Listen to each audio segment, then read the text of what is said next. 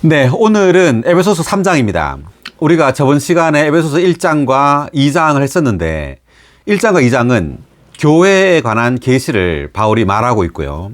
이제 3장부터는 교회가 어떻게 조성되는 데 대해서 말하고 있는데, 자, 우리가 마태복음 16장을 보면은 주님께서 이제 물으셨죠, 제자들에게. 여러분은 나를 누구라고 하느냐? 그렇게 했을 때 베드로가 주는 그리스도시요 살아계신 하나님의 아들이라고 말했습니다. 그럴 때 주님은 내가 이 반석 위에 내 교회를 건축할 것이다 라고 말합니다. 자, 이 반석, 이것은 베드로가 본 그리스도에 대한 계시입니다. 베드로가 반석이 아니라 베드로가 본 그리스도에 대한 계시입니다. 이 계시 위에 교회를 건축하겠다는 거죠. 자, 그래서 이 에베소서는 교회에 관하여 전적으로 계시하고 있는 책인데, 교회는 절대적으로 예수 그리스도에 대한 그 계시 위에 건축됩니다. 자, 이러한 우리가 어떤 빛을 가지고 지금 에베소 3장을 한번 보도록 하겠습니다. 1절. 이런 이유로 이방인 여러분을 위하여 그리스도 예수님께 갇힌 사람인 나 바울이 말합니다. 이방인 여러분을 위하여 라고 하는데, 이때 이방인은 에베소 교인들을 말하는 거죠. 에베소 성도들. 이제 성도들은 유대인 믿는 이들과 이방인 믿는 이들이 함께 있는데 주로 이방인 믿는 이들이 이제 많겠죠. 그래서 바울은 이방인 여러분을 위하여 그리스도 예수님께 갇힌 사람이라고 이제 바울을 말하고 있는데, 이때 이 서신을 쓸 당시에 바울은 로마 감옥에 있었습니다. 그러므로 실질적으로는 바울은 감옥에 갇혀 있었죠. 그렇지만 바울은 여기서 그리스도 예수님께 갇힌 사람이라고 말합니다. 왜 이렇게 말했을까요? 다만 좀 그 표현을 아름답고 시적으로 말하기 위해서 그렇게 했을까요? 그런 것이 아니에요. 바울은 어디에 있든, 감옥에 있든, 또는 복음을 전하러 어느 도시를 가든, 또 우리에게 적용해 본다면 뭐 집에 있든 또는 학교에 있든 또 직장에 있든 우리는 항상 어디에 갇혀서 되느냐면 그리스도 예수님께 갇혀 있는 사람이어야 합니다. 아멘.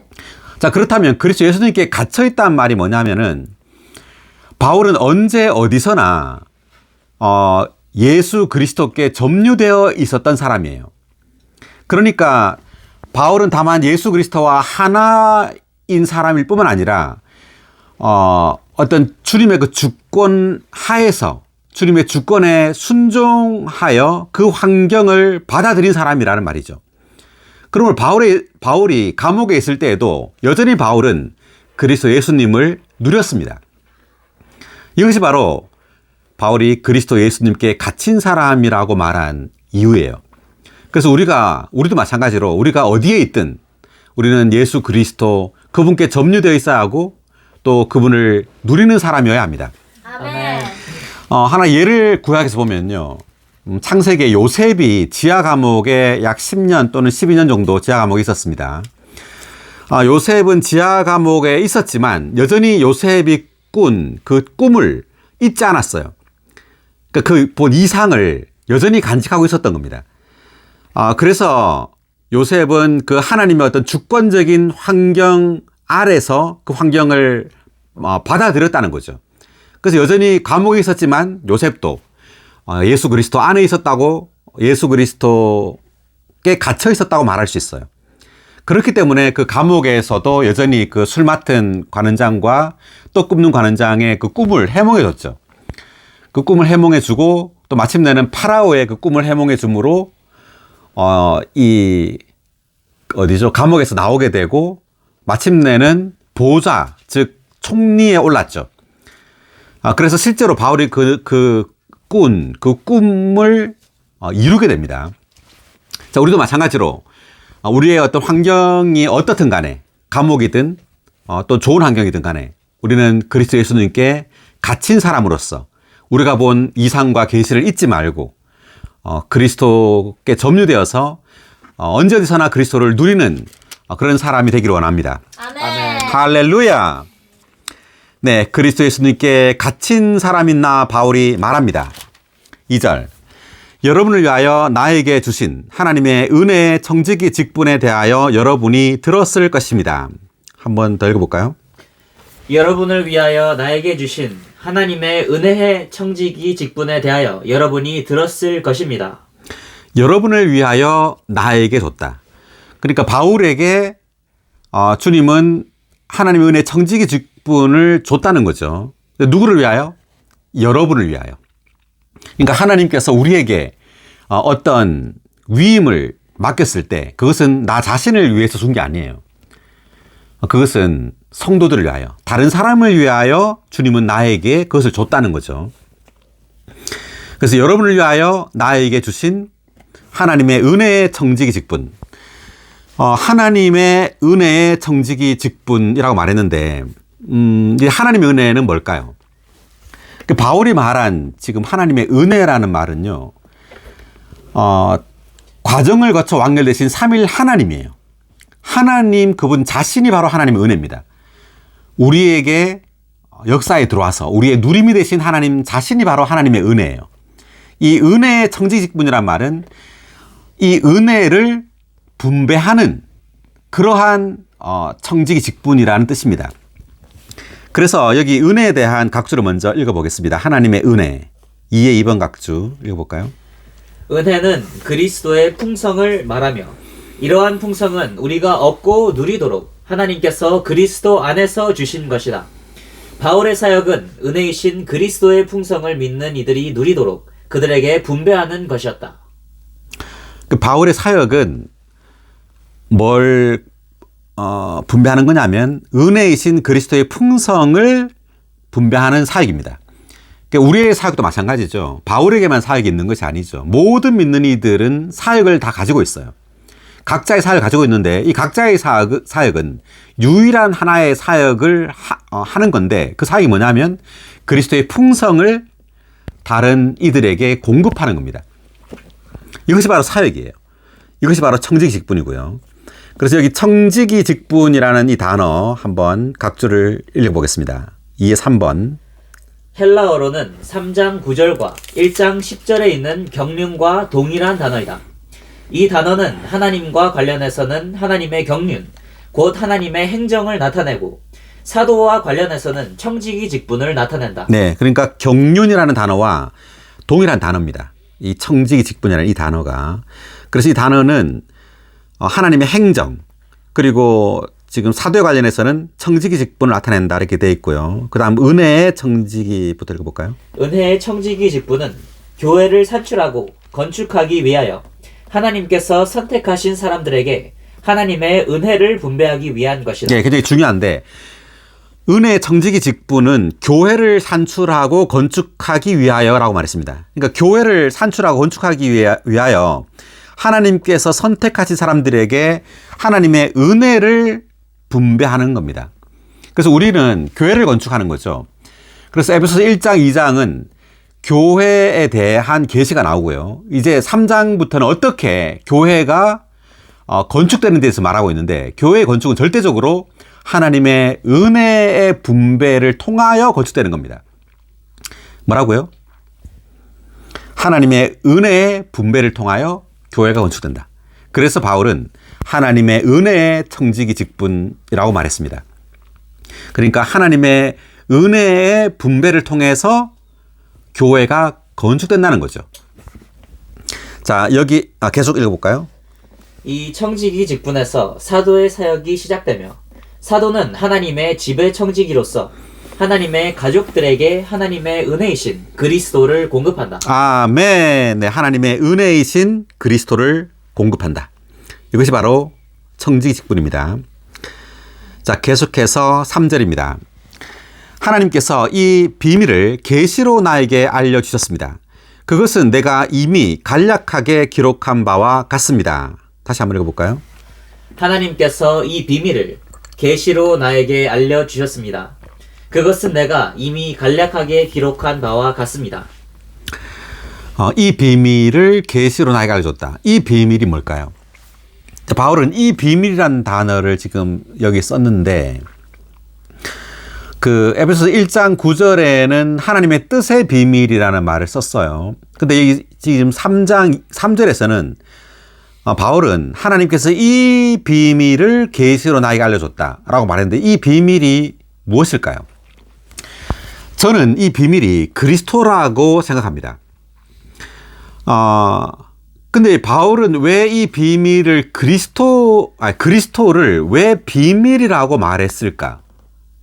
자, 이것은 하나님의 어떤 목적이 그리스도를 통해 성취되기 때문이라고 저는 이제 이해를 했는데요.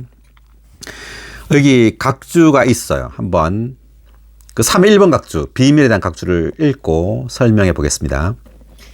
하나님의 감춰진 목적은 비밀이고 이 비밀을 밝히는 것이 계시다. 사도의 사역은 교회를 산출하기 위하여 이 계시를 수행하는 것이었다. 그러니까 하나님은 그 영원 과거에 이제 어떤 목적을 세우셨습니다. 그 목적이 이제 여기서 비밀이라고 해석을 했는데, 자, 이 목적을 세웠는데 이 목적이 어떻게 또 그러니까 어떻게 성취되는가?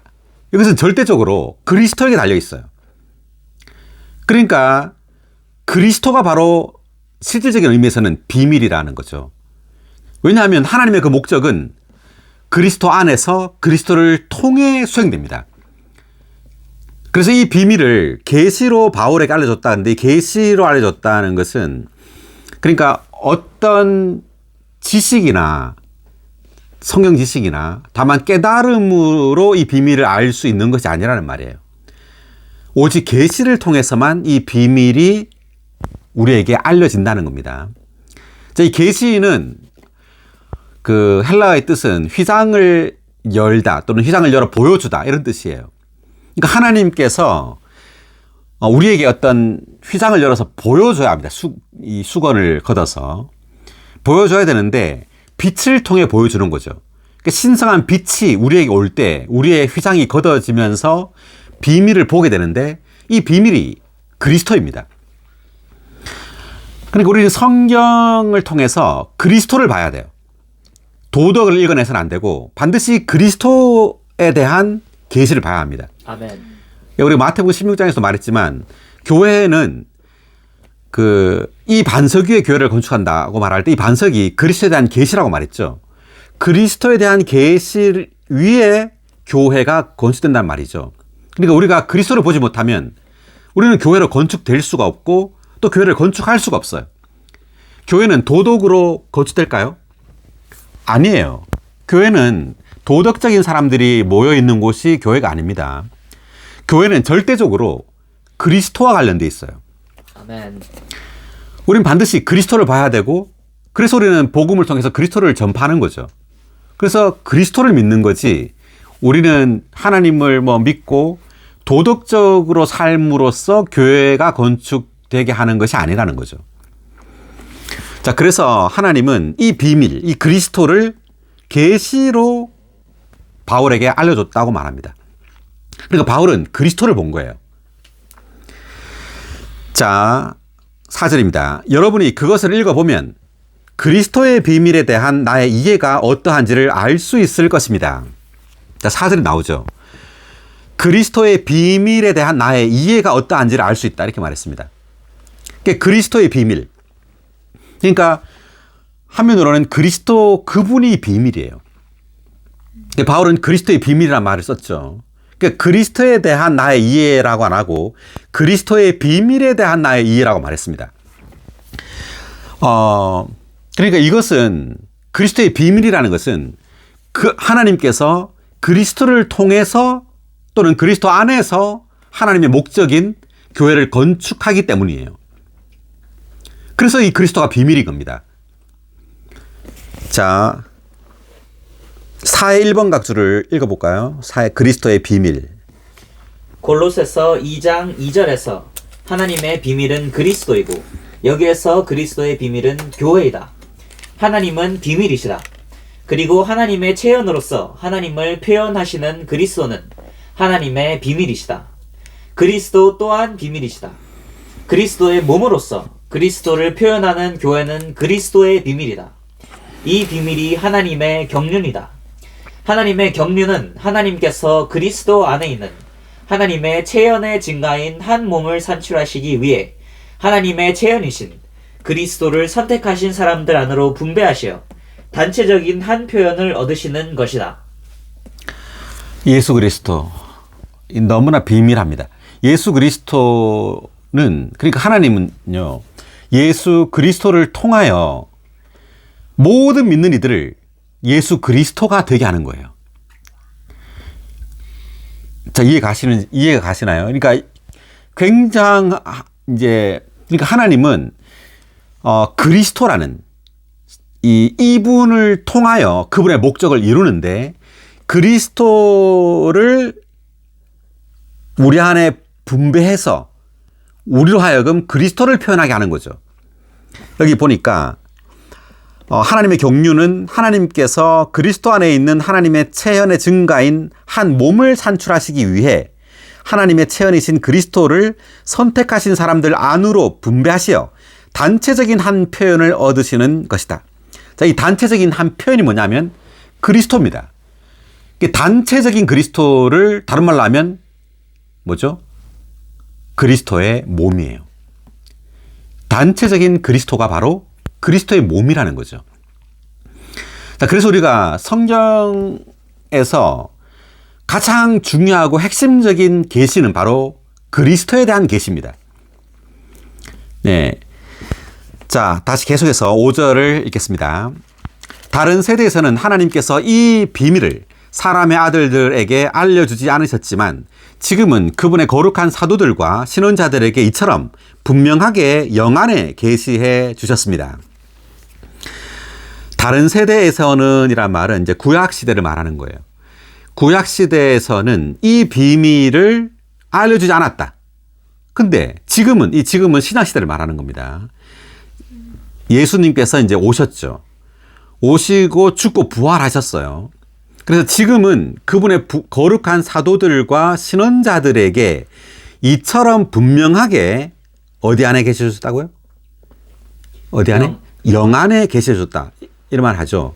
그러니까 다만 계시해 주셨습니다라고 말 안 하고 영 안에 계시해 주셨다라는 말을 했어요.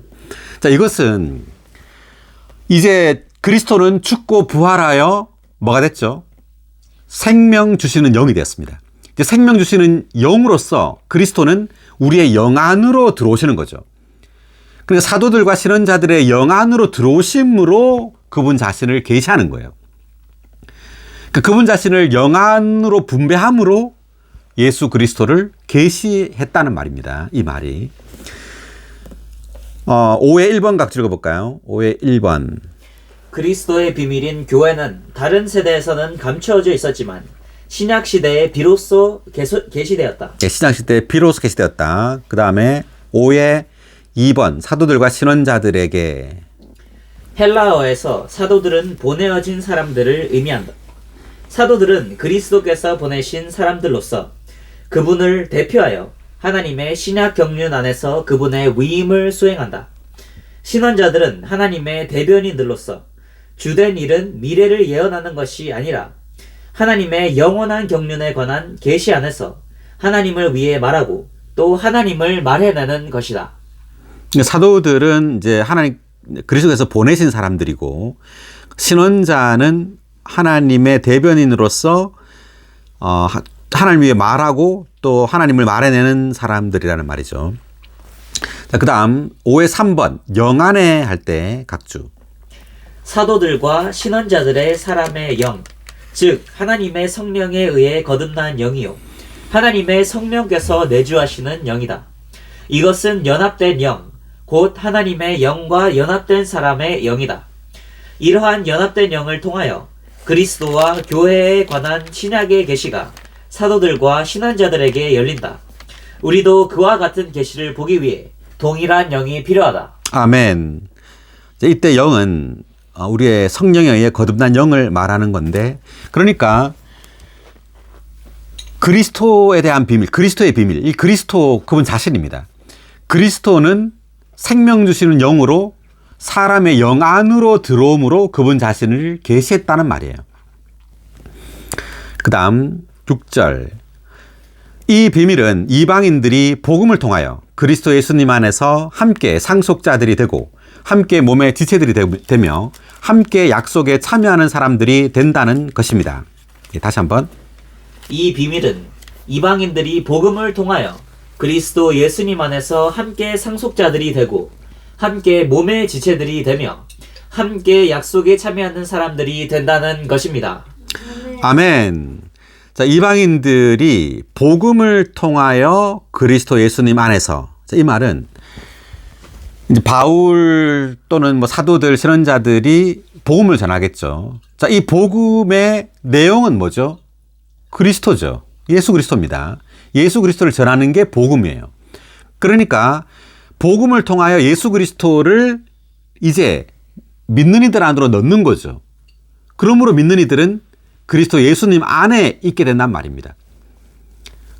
그래서 복음을 통하여 이제 모든 이방인들이 믿는 이들이 되는 거죠. 이 이방인들이 그리스도 예수님 안에서 함께 뭐가 된다고요? 함께 상속자들이 되고, 자, 상속자라는 것은 뭘 상속하느냐 하면 하나님을 상속하는 겁니다. 자, 우리는 그리스도 예수님 안에서 하나님을 상속받게 돼요. 할렐루야! 아멘. 놀랍습니다. 우리는 하나님을 상속받는 사람들입니다. 아멘. 상속받아서 우리 영원토록 하나님을 누리게 될 겁니다. 아멘. 그 다음에 함께 몸의 지체들이 되며, 그러니까 우리는 그리스도의 몸의 지체들, 그리스도를 표현한다는 거죠. 영원토록 그리스도를 표현하고 또 그리스도의 몸의 지체들로서 영원토록 기능을 발휘하게 될 겁니다. 그리고 함께 약속에 참여하는 사람들이 된다. 이때 약속에 참여한다고 했는데 그 6의 3번 각주 읽어볼까요? 이방인 믿는 이들과 유대인 믿는 이들은 하나님께서 구약에서 주셨던 약속, 곧 하나님의 신약 경륜의 모든 축복에 관한 약속에 함께 참여하는 사람들이다. 예. 그러니까 함께라는 말은 이방인 믿는 이들과 유대인 믿는 이들이 함께란 말이죠. 함께 하나님께서 구약에서 주셨던 약속, 곧 하나님의 신약 경륜의 모든 축복에 관한 약속에 함께 참여하는 사람들이다라고 말했습니다. 그러니까 하나님의 그 모든 축복에 우린 참여하게 된다, 이런 뜻이에요. 그 다음 7절. 내가 이 복음의 사역자가 된 것은 하나님의 능력의 운행을 따라 나에게 주어진 은혜의 은사로 말미암은 것입니다. 다시 한번. 내가 이 복음의 사역자가 된 것은 하나님의 능력의 운행을 따라 나에게 주어진 은혜의 은사로 말미암은 것입니다. 아멘. 바울은 이 복음의 사역자가 되었다고 말했는데, 이 복음의 사역자란 말은 복음을 이렇게 사역한다, 즉 공급하고 분배한다는 말이죠. 사역자가 된 것은 하나님의 능력의 운행을 따라 나에게 주어진 은혜의 은사로 말미암은 것이다. 그러니까 하나님의 능력의 운행이란 말은, 이 하나님의 대해 능력은 그 우리가 에베소서 1장 할 때 하나님의 그 사중 능력이 나오죠. 그 능력이 믿는 이들 안으로 이제 운행되어 역사에 들어왔다는 말이에요. 그래서 여기 특별히 이제 바울을 막 언급하고 있는데, 그 하나님의 그 사중 능력이 바울에게 주어졌다는 거죠. 바울에게 들어옴으로 이제 이 능력은 또한 은혜예요. 우리에게 들어온 능력은 은혜가 되는 겁니다. 그래서 이 은혜로 말미암아 우리는 은사를 갖게 돼요. 자, 은사가 바로 이제 사역자죠. 기능을 발휘하게 된다. 그래서 이때 은사는 어떤 기적적인 은사가 아니라, 우리가 어떤 기적을 행할 수 있는 것이 아니라 생명의 은사입니다. 그래서 이 생명을 다른 이들에게 이제 공급하고 그리고 분배하는 어떤 기능을 가지는 은사를 말하는 겁니다. 예, 여기 한번 각주를 읽어 보겠습니다. 7의 2번 각주를 보면은 하나님의 능력에 대한 각주입니다. 이것은 부활 생명의 능력으로서 이 능력이 사도 안에서 운행하였고 모든 믿는 이 안에서 운행한다. 이렇게 내적으로 운행하는 생명의 능력으로 말미암아 사도는 은혜의 은사를 받았다. 즉 이 은사가 사도 안에 산출되었다. 그래서 이 하나님의 능력은 내적으로 운행하는 생명의 능력을 말하는 거죠. 자, 사실 이 하나님의 능력은요, 삼위 하나님 자신이에요. 과정을 그리스도 안에서 과정을 거쳐 완결되신 삼위 하나님 자신이 바로 하나님의 능력이에요. 하나님과 뭐 분리된 어떤 능력을 가리키는 것이 아니라 이 하나님의 능력은 하나님 자신입니다. 하나님 그분 자신이 이제 믿는 이들 안으로 역사대에 들어왔다는 거죠. 그래서 이 하나님 그분 자신이 바로 하나님의 은혜고 이 은혜에 의해서 우리는 은사를 가지게 된다. 그래서 이 은사로 말미암아 우리는 복음의 사역자가 된다는 말이죠. 자, 그 다음 7의 3번 각주 은혜의 은사. 하나님의 은혜는 하나님 자신이며 특별히 우리가 참여하고 누리는 생명이신 하나님 자신이다. 은혜의 은사는 하나님의 은혜를 누려서 산출된 능력과 기능이다. 은혜는 생명을 함축하며 은사는 생명에서 나오는 능력이다. 네, 그러니까 하나님의 은혜는 하나님 자신이라고 말하죠. 특별히 우리가 참여하고 누리는 생명이신 하나님 자신이 바로 은혜라는 거죠. 아멘. 네, 그리고 은혜의 은사는 하나님의 은혜를 누려서 산출된 능력과 기능이라고 말했습니다. 이때 은사라는 것은 은사는 어떤 능력 그리고 기능이라는 거죠. 그리고 은혜는 생명을 함축하며 은사는 생명에서 나오는 능력이다라고 되어 있습니다. 자, 그 다음 8절입니다. 하나님께서 모든 성도들 중에 가장 작은 이보다 더 작은 나에게 이 은혜를 주신 것은 그리스도의 측량할 수 없는 풍성을 이방인들에게 복음으로 전하게 하시고. 아멘. 할렐루야. 모든 성도들 중에 가장 작은 이보다 더 작은 나라고 바울은 자신을 소개했습니다. 왜 이렇게 소개했을까요? 다만 겸손하게 보이려고 그렇게 한 것이 아니라 실제로 바울은 모든 성도들보다 더 뛰어난 사람이 아니라는 것을 말하는 거예요. 네, 그러니까 고린도전서 15장 9절을 보면 사도들 중에 가장 작은 자라고 말하지만 여기에서는 성도들 중에 가장 작은 자보다 더 작은 자라고 말을 하고 있어요. 왜 이렇게 말했냐면 하나님께서 바울에게 준 이 은혜를 모든 성도들도 받을 수 있다는 거죠. 그러니까 바울이 특별하기 때문에 바울만 받은 것이 아니라는 거예요. 모든 성도들도 바울이 받은 이 은혜를 받을 수 있고 또 이 은혜를 다른 이들에게 공급할 수 있는 복음의 사역자가 될 수 있다는 말이에요. 할렐루야. 네. 자, 그래서 그런 말이고요. 그 다음에 이 각주를 하나 읽어보고 넘어가겠습니다. 가장 작은 이보다 더 작은 나에 대한 각주, 8의 1번 각주. 이것은 모든 성도들이 사도 바울이 받았던 것과 똑같은 은혜를 받을 수 있다는 것을 가리킨다. 바울이라는 사람을 두고 말하자면 그는 사도들 중 가장 작은 이었다. 그러나 그의 사역으로 말하자면 그는 특출한 사도들보다 못한 것이 조금도 없었다. 또 그가 받은 은혜로 말하자면 그는 모든 성도들 중에 가장 작은 이보다 더 작았다. 이것은 모든 성도들이 바울이 받았던 은혜를 받을 수 있다는 것을 암시한다. 네, 모든 성도들이 바울이 받았던 은혜를 받을 수 있다는 것을 암시한다라고 돼 있죠. 네. 이것은 마치 우리의 육체의 몸을 볼 때 아무리 작은 지체라도 동일한 피를 받고 있는 것과 같다. 그러나 피에서 나오는 은사는 지체마다 서로 다르다. 네, 그러니까 우리가 손과 발의 어떤 은사가 다르죠. 다른 기능을 하는 거죠. 그리고 눈과 코, 귀 각각 다르죠. 그래서 이 몸의 지체를 볼 때 이것은 높고 낮음의 문제가 아니죠. 기능이 다른 문제예요. 그러니까 우리가 교회 생활할 때도 마찬가지입니다. 이들이 사도라 할지라도 심지어 어떤 신원자라 할지라도 그들이 다른 성도들보다 더 높다라는 생각을 가지면 안 돼요. 자, 그렇다면 이것은 이제 교회는 조직이 되어버리는 겁니다. 교회는 뭐죠? 그리스도의 몸이죠. 유기체예요. 조직체가 아니라. 유기체라는 말은 높고 낮음이 있는 것이 아니라 어떤 기능의 차이가 있어요. 어떤 생명의 어떤 분량에 따라서 또 어떤 그 위치에 따라서 우리에게는 어떤 다른 기능이 있다는 것이지 눈이 코보다 입보다 또는 손보다 더 뛰어나다고 말할 수 없는 거죠. 기능이 다를 뿐이죠. 그래서 우리는 교회 생활을 할 때 우리가 조심해야 될 것이 어떤 사람도 높여서는 안 돼요.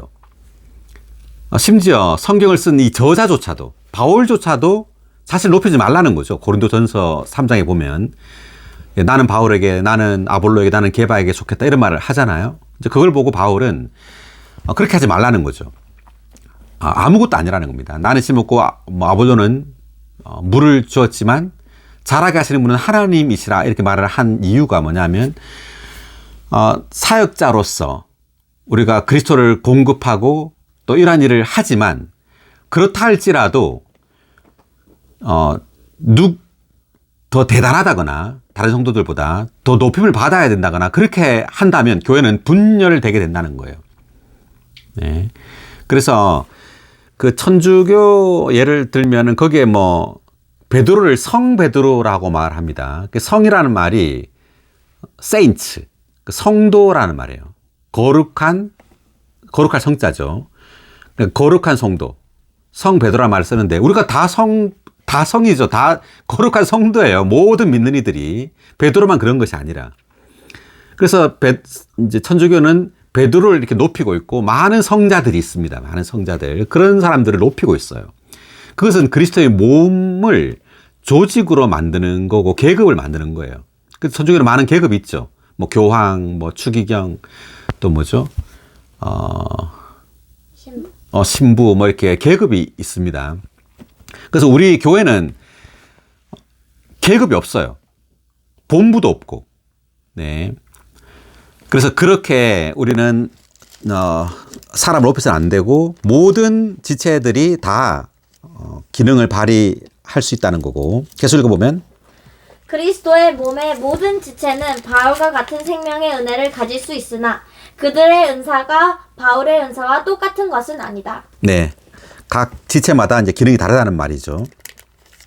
자, 그리고 여기 보니까 그리스도의 측량할 수 없는 풍성을 이방인들에게 복음으로 전하게 하시고라고 말했는데, 그러니까 그 복음의 사역자로서 바울은 다만 어떤 규율을 가르치거나 어떤 법을 가르친 것이 아니에요. 이렇게 하라, 뭐 저렇게 하라 이게 아니라 뭘 어떻게 했죠? 그리스도의 측량할 수 없는 풍성을 공급했어요. 자, 우리도 마찬가지입니다. 우리도 다른 이들에게 복음을 전하고 또는 가르치고 뭐 할 때 우리는 그리스도의 풍성을 공급해야 합니다. 아멘. 네, 이것이 중요해요. 그래서 우리가 제가 하나의 그림을 그려보면은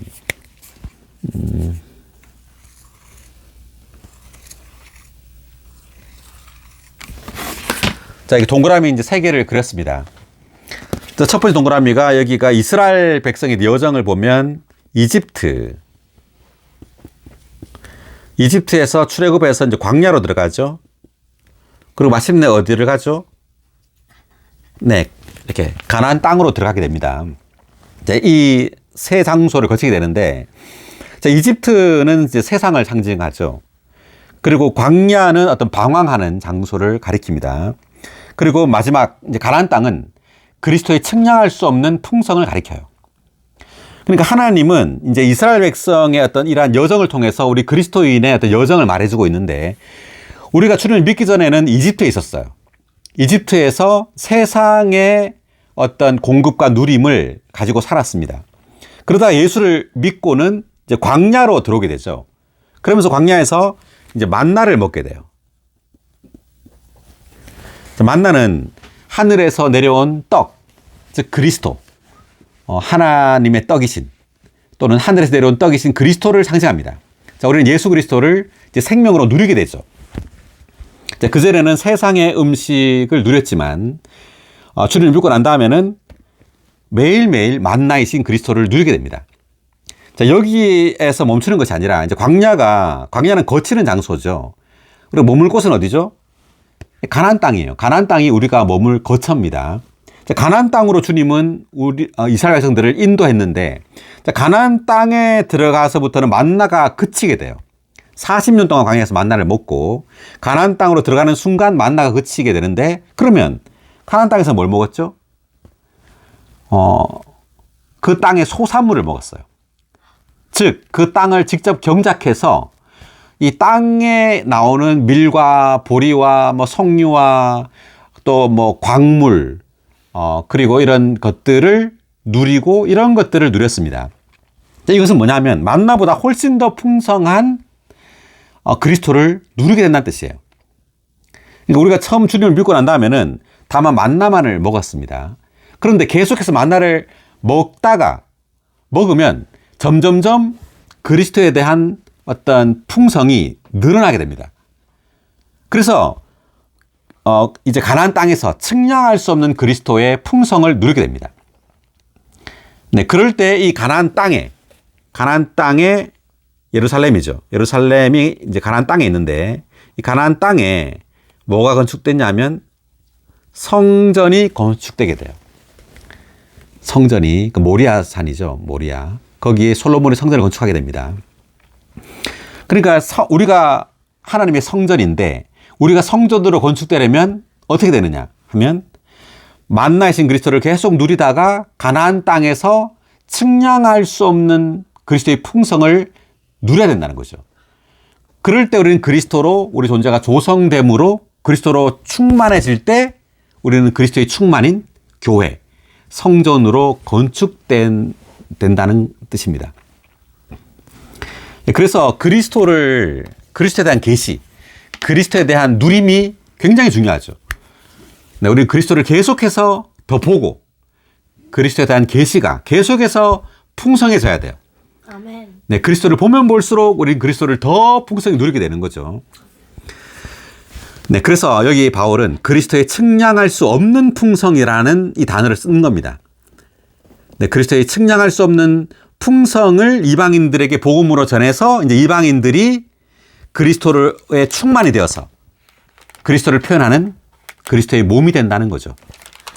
할렐루야. 아멘. 네, 8의 3번 각주가 풍성에 대한 각주 읽어볼까요? 사도는 교리를 전한 것이 아니라 그리스도의 풍성을 전했다. 그리스도의 풍성은 우리에 대한 그리스도의 존재인데 예를 들면 빛, 생명, 의, 거룩함이며 그분께서 우리를 위하여 가지고 계신 것이며 그분께서 우리를 위해 성취하시고 도달하시고 획득하신 것이다. 그리스도의 이러한 풍성은 측량할 수 없고 추적할 수 없다. 할렐루야. 아멘. 네, 그리스도의 풍성이라고 말할 때 바울은 이런 거죠. 그전에는 이제 그리스도께서 우리의 죄를 위하여 죽었다. 어떤 구속의 방면만을 보았다면 이제 점점점 그리스도가 여기 보니까 그리스도가 빛이구나 라는 것을 본 거예요. 그러니까 하나님께서 빛을 창조했을 뿐만 아니라 이 빛의 실제가 바로 그리스도라는 것을 본 거죠. 그리고 그리스도가 바로 생명이라는 걸 본 거예요. 그리스도가 의라는 걸 본 거예요. 그리스도가 거룩함이라는 걸 본 거예요. 그러니까 우리도 점점 계시가 더 풍성해져야 합니다. 그리스도가 누구이신지, 그리스도가 무엇인지를 계속 봐야 돼요. 그럴 때 우리는 그리스도의 그러한 모든 이러한 풍성으로 조성되고 충만해져서 이제 그리스도를 표현하는 그리스도의 충만이 될 겁니다. 아멘. 할렐루야. 자, 그 다음 9절. 만물을 창조하신 하나님 속에 영원부터 감추어져 있던 비밀의 경륜이 무엇인지를 모든 사람에게 밝히게 하시어. 다시 한번. 만물을 창조하신 하나님 속에 영원부터 감추어져 있던 비밀의 경륜이 무엇인지를 모든 사람에게 밝히게 하시어. 하나님께서 만물을 창조하셨는데 이 창조 자체가 어떤 목적이 아니에요. 창조하신 데에는 어떤 목적이 있다는 거죠. 자, 그런데 그 속에 영원부터 감춰져 있던, 하나님 속에 감춰져 있던 비밀의 경륜이라고 바울이 말했습니다. 그 비밀의 경륜. 여기 각주를 읽어보면 9의 1번 비밀에 대한 각주죠. 하나님의 비밀은 감추어져 있던 그분의 목적인데 그 목적은 선택하신 사람들 안으로 그분 자신을 분배하는 것이다. 따라서 하나님의 비밀의 경륜이 있는 것이다. 이 비밀은 하나님 속에 영원부터 감추어져 있었다. 그러나 이제 신약에 믿는 이들은 빛비춤을 받아 그것을 볼 수 있다. 할렐루야. 자, 여기서 비밀은 그러니까 하나님의 목적이라고 말했는데 물론 이제 이러한 해석도 저는 맞다고 생각하고요. 또 제가 볼 때는 이 비밀이 아까부터 말했지만 저는 그리스도라고 또 말할 수 있다고 생각을 합니다. 그러니까 하나님 속에 감추어져 있던 이 비밀은 바로 그리스도라고 저는 말하고 싶은데, 이 그리스도를 비밀로 말했다라는 것은 바로 이 그리스도를 통해서 또 그리스도 안에서 하나님의 목적이 성취되기 때문이에요. 그래서 그리스도를 비밀이라고 말한 겁니다. 그래서 이 비밀이신 그리스도 안에서 이 경륜, 이 하나님의 경륜이 수행된다는 거죠.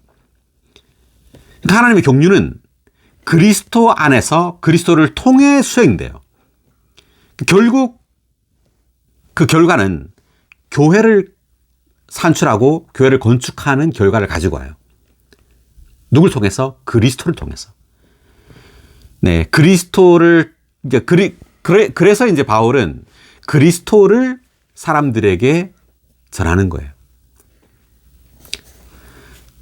자, 10절을 읽어보겠습니다. 읽기 전에, 그러니까 비밀의 경륜이라고 말했는데, 구약에 하나 예를 들면 만나가 있었죠. 이제 이스라엘 백성들이 출애굽을 해서 광야에서 40년을 살았는데, 광야에 들어오자마자 하늘에서 뭐가 내렸다 그랬죠? 네, 만나가 내렸습니다. 자, 만나의 뜻이 뭘까요? 이 단어의 뜻이. 이것이 무엇이냐라는 뜻이에요. 이것이 무엇이냐, 만나. 좀 모르겠다는 거예요. 비밀하다는 거죠. 네, 그래서 그리스도가 바로 만나를, 이제 만나의 실제죠. 그러니까 그리스도가 비밀하단 말이에요. 그리스도를 다르게 말하면 이것이 무엇이냐예요. 그러니까 비밀이라는 거죠, 그리스도는.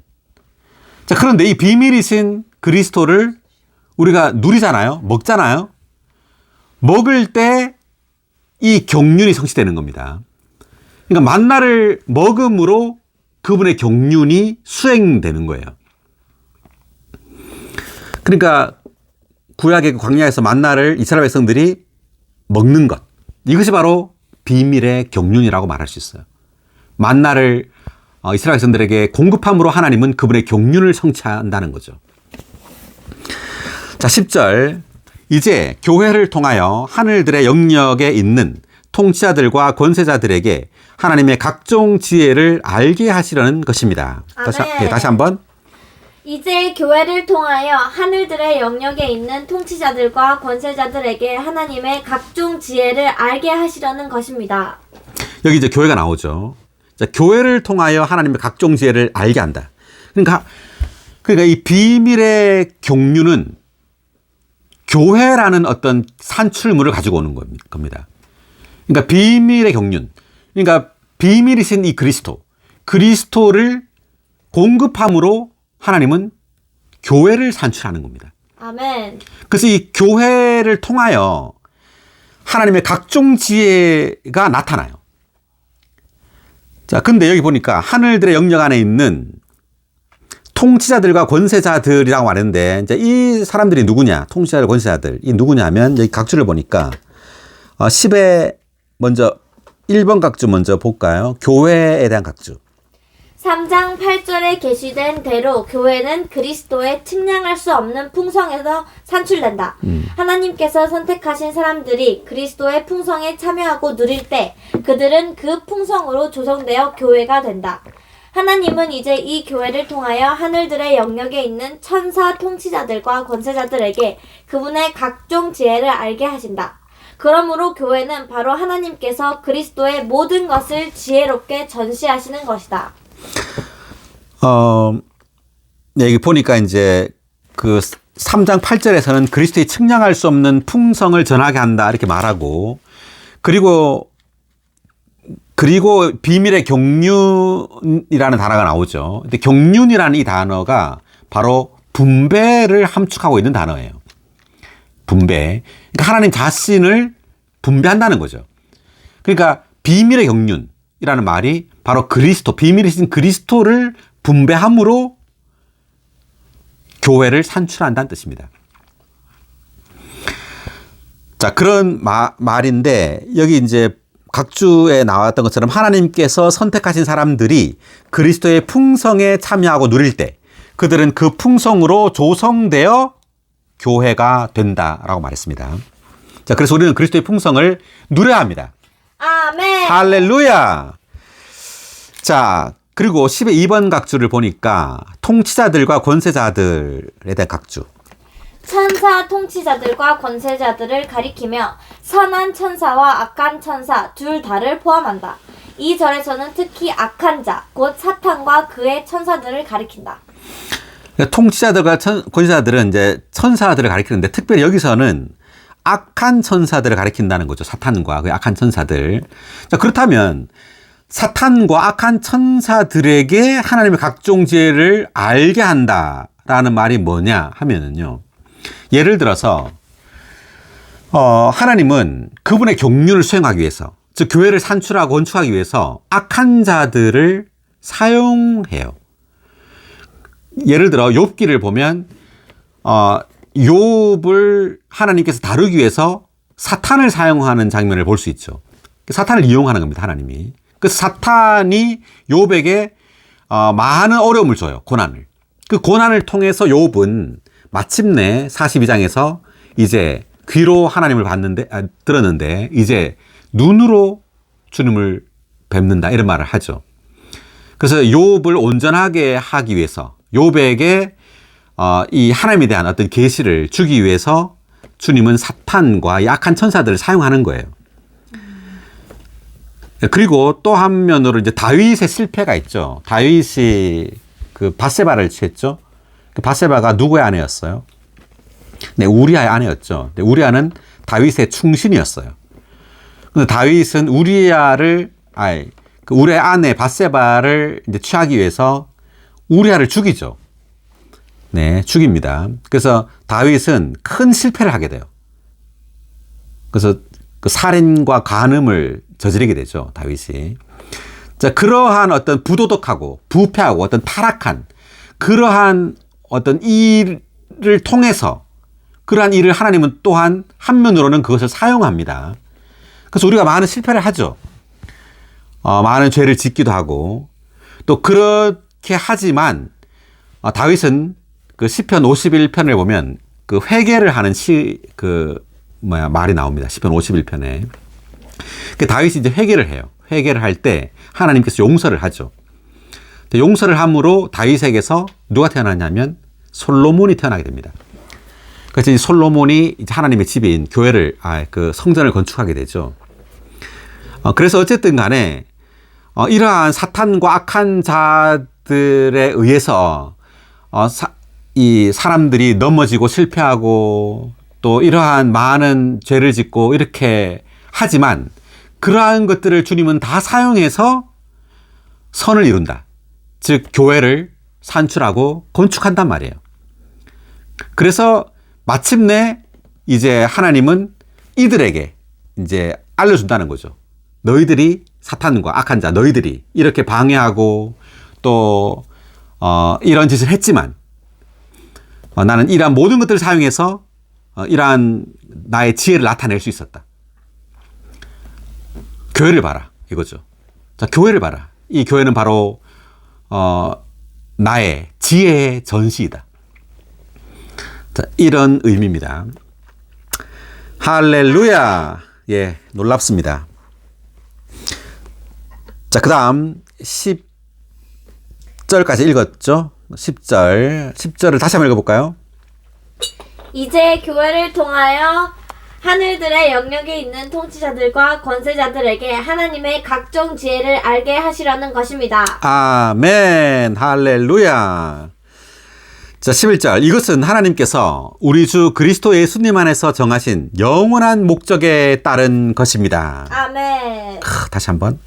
이것은 하나님께서 우리 주 그리스도 예수님 안에서 정하신 영원한 목적에 따른 것입니다. 아멘. 네, 영원한 목적.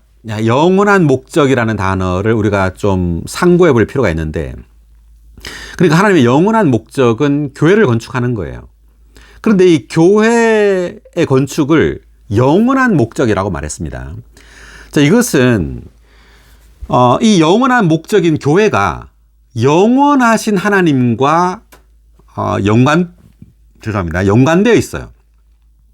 그러니까 교회는 영원하신 하나님의 존재를 분배받아서 영원하신 하나님의 일부가 되는 거예요. 뭐라고요? 그 교회는 영원한 그 영원한 목적입니다. 교회가. 그러니까 교회는 영원하신 하나님의 일부가 되는 거예요. 그래서 이것이 영원한 목적입니다. 아멘. 그러니까 하나님을 영원하신 하나님이라는 표현을 우리가 여러 번 볼 수 있는데 하나만 찾아볼까요? 그 창세기 21장 33절 보면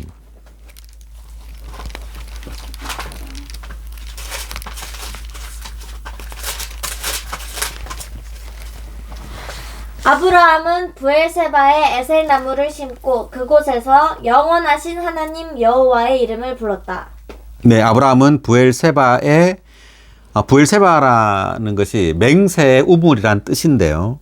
맹세의 우물, 우리 바로 이렇게 우물이 하나님, 우물이신 하나님을 상징합니다. 생수이신 하나님을. 그 생수이신 하나님을 누리고 에셀나무를 심었다는 것은 이때 이 나물은 생명나무에 대한 우리의 체험을 가리키는 거예요.